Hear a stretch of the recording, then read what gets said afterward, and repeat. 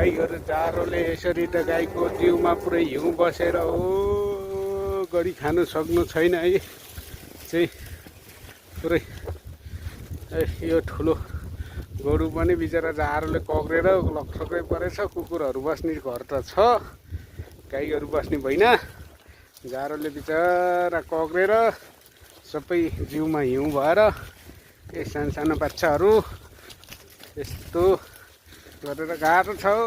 हाम्रो गाउँघरतिर चाहिँ थोरै पानी झरी गर्न हुने गोठ चाहिन्छ, थोरै केही गर्न हुने आगो धुवाँ बनाएर राख्नुपर्छ। यहाँ बिचरा हेर यत्र बाछाहरूलाई के गर्ने हो खोइ।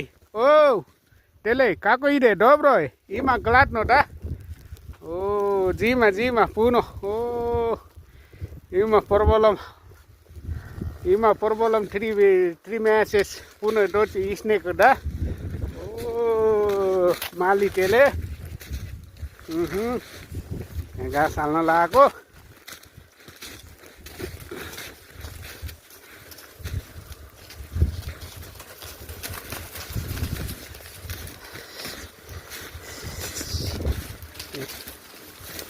सब बच्चाहरू चाहिँ घाँस यसरी खाँदैछन्।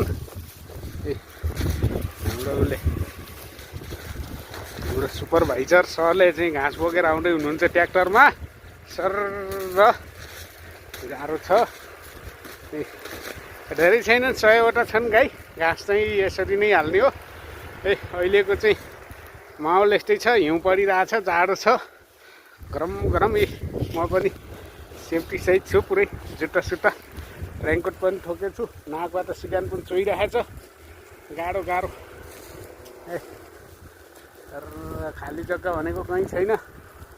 हिउँले छोपेर युरोप यत्रोको युरोप यही रहेछ। युरोप भन्ने कुरो होइन, देखियो, थाहा पाइयो।